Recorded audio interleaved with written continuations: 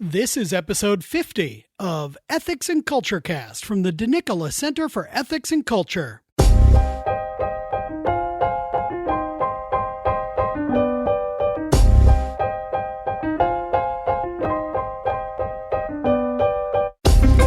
Welcome to episode 50 of Ethics and Culture Cast from Notre Dame's DeNicola Center for Ethics and Culture.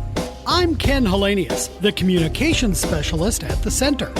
In this episode, we chat with Father David Guffey of Family Theater Productions and Holy Cross Family Ministries. He is the executive producer of the new film, Pray, the story of Patrick Peyton, which arrives in theaters this month. We chat about how the Venerable Father Peyton's own miraculous healing became the inspiration for his missionary zeal to promote family prayer and the Rosary. Let's sit down at the Zoom machine for this delightful conversation.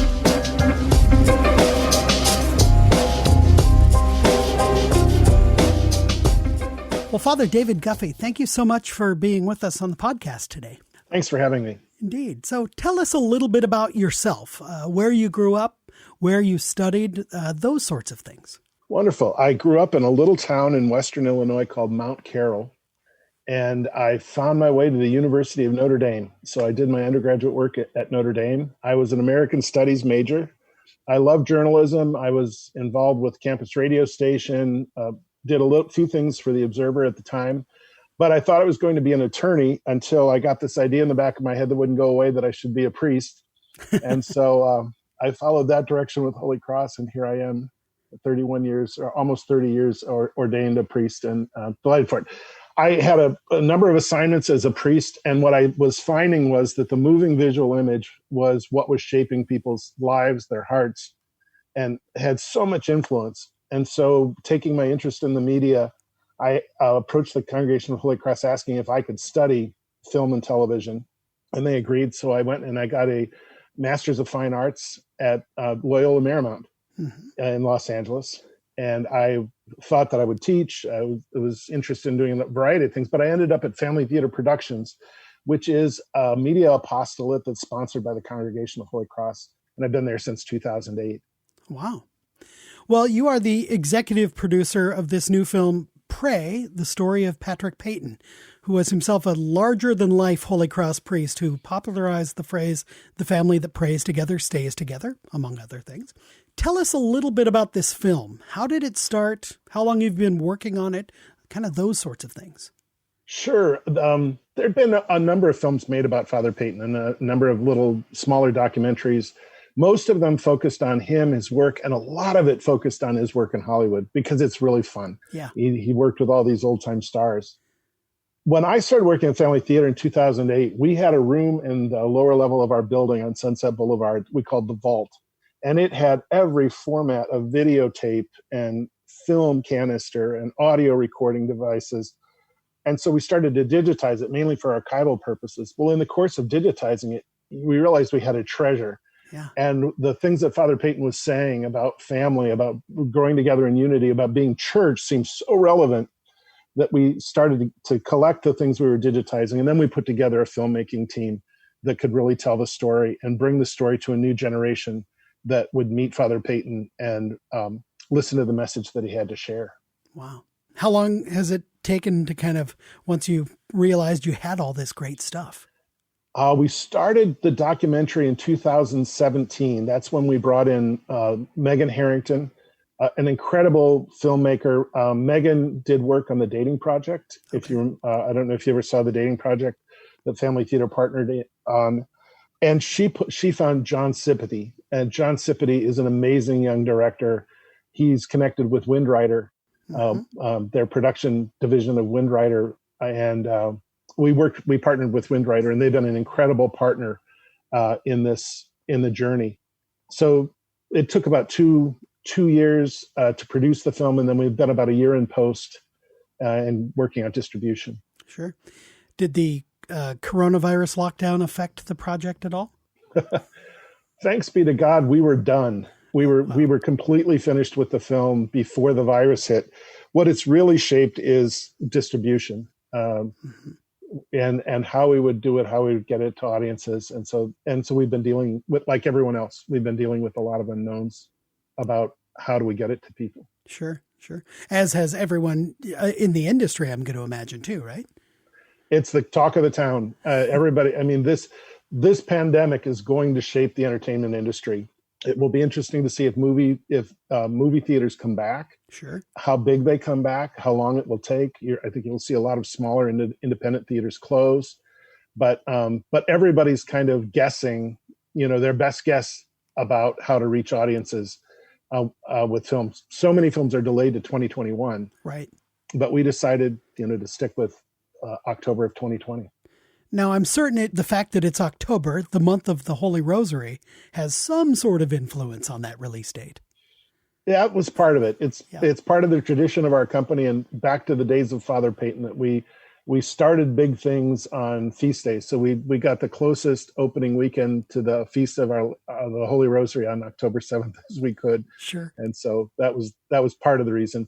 The other reason was it's a good fit. I mean, it makes sense on a certain spiritual Catholic level, but it's a good window in the fall to release independent films.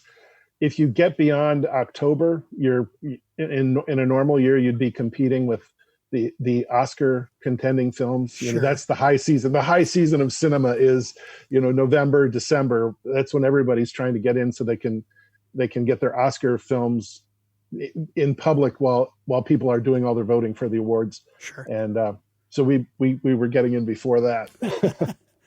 Well, who is the audience for Pray? I mean, what hopes do you have with this film?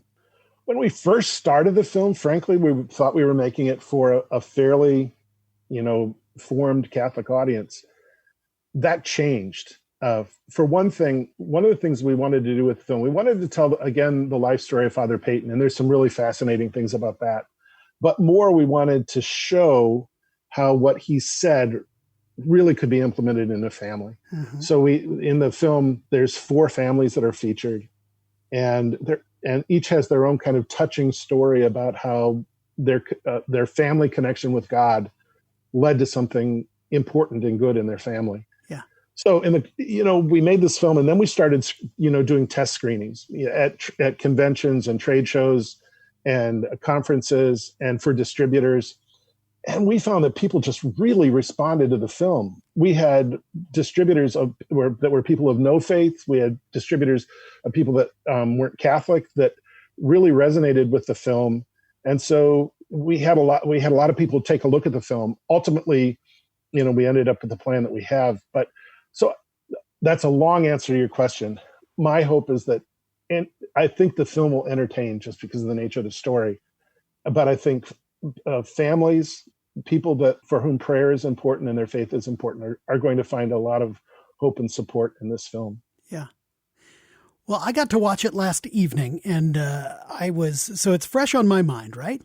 But I was struck by a couple things. One, you're right. The stories of the families, and each of them kind of expressing, some of them knew Father Peyton personally. Others got to know Father Peyton through the work of others, through the work of kind of his successors, the people who keep the torch kind of going. But I was particularly fascinated to learn that Father Peyton started his kind of family rosary crusade as a way to express thanks to the Blessed Mother for his own miraculous healing. Can you maybe tell us a little bit about that? Sure. Father Peyton came to Holy Cross in 1932. And he hadn't finished high school. So he finished high school at the Little Sem, which was the high school seminary that was at Notre Dame, got his undergraduate degree at Notre Dame, and he did very well.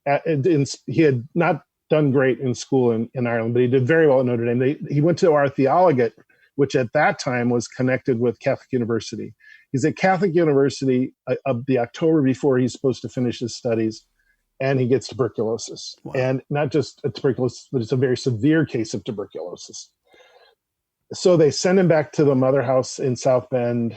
He's at the infirmary for a while at Notre Dame, and then they take him to the hospital in South Bend, and they don't know what to do. They try every treatment they can. He's on his deathbed. They call his family, tell them to come and visit one last time. They tell Father Peyton, at that time just Pat Peyton, to make his peace with God.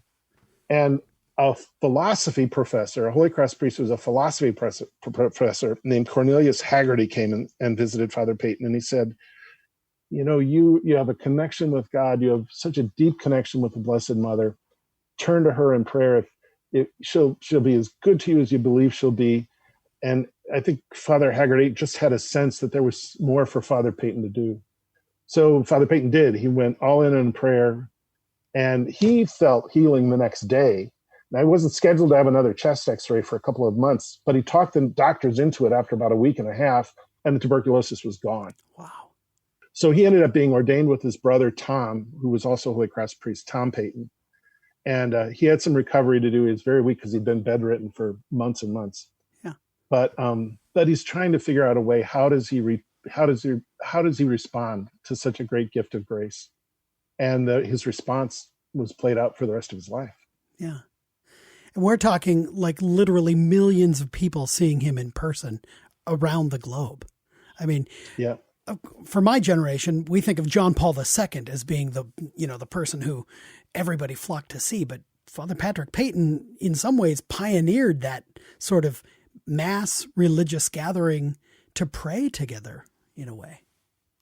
Yeah, his rallies were huge. He started the movement just 2 years after he was ordained. So this young priest starts what he calls the Family Rosary Crusade, writes every bishop in the country. He gets a lot of support from Holy Cross, which is probably one of his miracles, because they gave him so much leeway as a young priest. At that time, we were pretty buttoned up, but they gave him so much leeway. And then he ended up doing parish missions, which got bigger and bigger. And finally, a bishop said, "Well, let's just do something really big outside." And that's when the outdoor rallies were born. He did hundreds of rallies all over the world, and it's estimated that he was seen by 28 million people at face-to-face events when he was alive. Wow. Some of the rallies drew 1 million people, Sao Paulo, and 1.2 million people in Rio. His last rally in Manila had 2 million people. Wow. So they were just drew fantastic, amazing crowds to see him in person. Part of that was fed by his work in the media. He would have been known, in the 40s and 50s because he was on television. He was on the radio, and so people would have heard of him from that. Yeah. But he took that and went way beyond that. He was in many ways a contemporary of another venerable, blessed almost, Fulton Sheen, who himself has a connection to the Congregation of Holy Cross through the Bishop of Peoria. That's right. So what was it about Catholics in the media in the 40s, 50s that they were so open to it? I think the late 40s was the golden era of Catholic radio and Catholic media in general. And it didn't last very long, but the media, the powers that be in the media industry really recognized Catholics as an audience. And recognized the power of Catholics. That's when if a bishop said, "Don't see this," people didn't see it. If he said, "Go see this," they would go see it. Sure. That's gone for the most part. Mm-hmm. But also, it was a time when, the values of Catholicism were more appreciated. You mentioned Bishop Sheen, and Father Peyton was younger than Bishop Sheen, and he talked with him as he was getting started in radio. And Father Peyton, in some ways, considered him a mentor. Wow. In the work that he was doing. Fulton Sheen helped him get started in radio and kind of guided him as he was trying to get started in his radio show. So there was lots of connections. But in 1948, there were 12 national Catholic radio programs on the air, including the Bishop Sheen's program on the NBC network, but mm-hmm. the Christophers had one, the Sacred Heart Fathers had one, and Father Peyton was one of those. So it really was a different time. Wow. Well, you kind of made reference to the, Father Peyton as a member of the Congregation of Holy Cross, and I'm really kind of interested. How was his ministry at Family Theater Productions related to his vocation as a member of the congregation? Holy Cross, I think our primary ministries are preaching, mission work, preaching, and education. And the work that Father Peyton was doing was an extension of the preaching and educational work. Holy Cross, our founder was really deeply involved with the media of his day. Father Basil Moreau in France, he published books, he published music, he was a frequent contributor to journals and even secular journals. So it's kind of in our DNA. Father Soren started Ave Maria magazine, which was hugely popular in the 19th and early 20th century. Ave Maria Press still continues today. Right. It's part of the Catholic media world. So this has been something that Holy Cross, it's in our blood to do this, to get to people however you can, whether it's over the radio or in the classroom or through a book. It's part of who we are. Sure. Well, I know that Pope Francis declared Father Peyton to be venerable in 2017, which just happens to be the same year you kind of started this project. But what does it mean for people who aren't familiar with the process? What does it mean that he's venerable Patrick Peyton? The church has, when he was declared servant of God, a committee was put together that would advance his cause. And that meant arranging for hundreds of interviews with people who had worked with him, collecting everything he'd ever written, everything he'd ever said, and gathering it in one place. And then we sent 18 boxes of materials to Rome. Wow. That with all the stuff that was put in a summary document that was a 400-page book called the Positio, and that was presented to the Congregation for Saints. And so after they reviewed that, they saw that he had a holy and admirable life. And so now the next step would be beatification. And one of the primary requirements for beatification is a posthumous miracle. Mm-hmm. And so that's would be the next step for Father Peyton. Sure.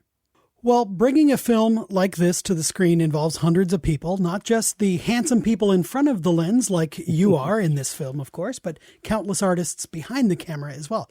You've already mentioned the director and the screenwriter, Megan and Jonathan. Tell us a bit about the filmmaking team and the people that you're working with, and maybe why did they want to be involved with this project? Because I know like Windrider is, they're wonderful fellow brothers and sisters in Christ, but they're not Catholic. So why would they want to bring a story about the Rosary to the screen? Yeah, we're good friends with people at Windrider, and John Sipity is one of their creative directors. I'd known John's work. We've done some things with John and John Sipity, the director, in the past. Megan especially had worked with him on the Dating Project.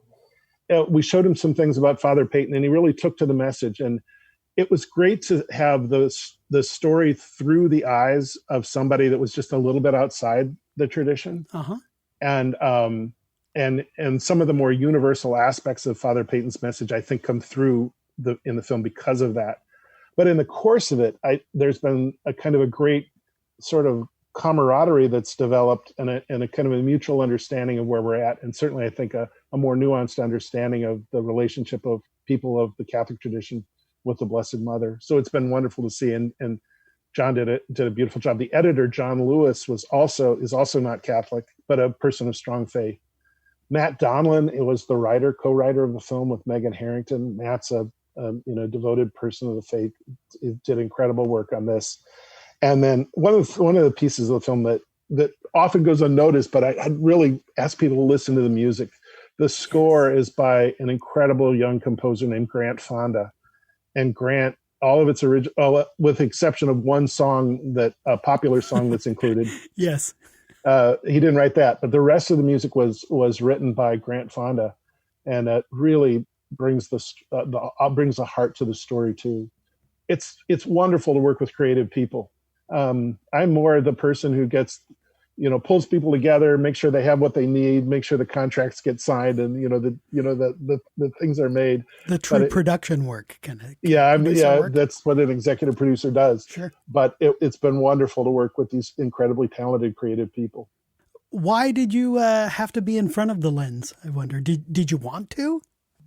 I never really liked being in front of the camera. I was talked into it, in part because I knew the story so well. Uh-huh. At one point, I thought I might try to produce or direct it myself, but I really wanted to get somebody who was a master storyteller that could do it justice. And so I'm glad we did that. But I really know the story well. I've talked about Father Peyton. I've given talks and retreats and things. So I'm kind of a carrier of some of the history. The other thing, I was the one that went through all the files and initially went through a lot of the footage. So I had an awareness of what was there. Sure. So that's part of the reason they put me in front of the camera. Do you ever feel the responsibility, to carry the torch, as you say, to help continue to spread the word. Tell us a bit about how that affects your ministry as a priest and as a member of the congregation and there at Family Theater. Yeah. The office that I use at our offices on Sunset Boulevard, it's the same office that Father Peyton used. Wow. And every once in a while, it really strikes me. I have a rosary that Father Peyton had used that I have on my shelf. Sometimes I'll just go and I'll pick it up. The other thing, we have a small chapel in our office, and Father Peyton went there often, and I think I probably feel his presence most often when I go to the chapel. And when he had a big decision to make, if he needed, to process all the things he was hearing from his team, he spent a lot of time in that chapel. And sometimes I feel almost the sense of someone saying, go get a little chapel time before you react to this or before you make a decision on this. And it always is a good thing to do. Yeah. Well, what other projects are in the pipeline there at Family Theater Productions? We have of all things, we have a wonderful documentary about a pioneer in women's athletics called The House That Rob Built. That'll come out next spring. It's about a coach in Montana named Robin Selvig, who was one of the most winning coaches in women's history. But the film really celebrates women in sports, and that sports have this incredible ability to build character, create community, to motivate people. And so that's what it's about. So that'll come out in February. We have 2 series that are on the internet that are more educational. One's called Catholic Central. I hired entertainment writers to write religious programming. So each episode has a topic about Catholicism. And so that it's sort of Cliff Notes, if you were old enough to remember Cliff Notes, I think. And we do have a Spanish version called Lente Católico. Then we have a couple of holiday films, a children's series, and other things that are in development as well. Wonderful. Well, like I say, this was a wonderful film to watch, and there are some wonderful clips of very famous people, very famous celebrities. I loved seeing his interaction with, Frank Sinatra, and of course, Bing Crosby is there. And I can't even name everybody because it was just really beautiful. It's a fascinating story, and I'm grateful that you're bringing this to a new generation because he died when I was a senior in high school. So I didn't know him, except maybe having heard the phrase, the family that prays together stays together. But this is a wonderful project, and I wish you the best of luck. And how can people is it going to be released in theaters or is it online? How are people going to be able to watch it here starting on the 9th? It's going to be released in theaters on October 9th, and it will probably play in theaters for a couple of weeks or a couple of months. There's a list of theaters, and the best way to get the information about the film is to go to the website. The website is praythefilm.com, praythefilm.com. Right away, when you click on that, there's a list of theaters. We're opening in about 50 theaters on the 9th, and that hopefully it will expand from there. I know there's a theater in South Bend. There's theaters in Chicago. There's theaters where theaters are open. We're there. There's still part. LA, we don't have theaters open yet. I'm dying to go to the theater, but hopefully in a couple of weeks we'll be able to put it in the theater in LA. But you can find all that at praythefilm.com. Wonderful. Well, Father David Guffey, thank you so much for the conversation. Ken, thank you so much.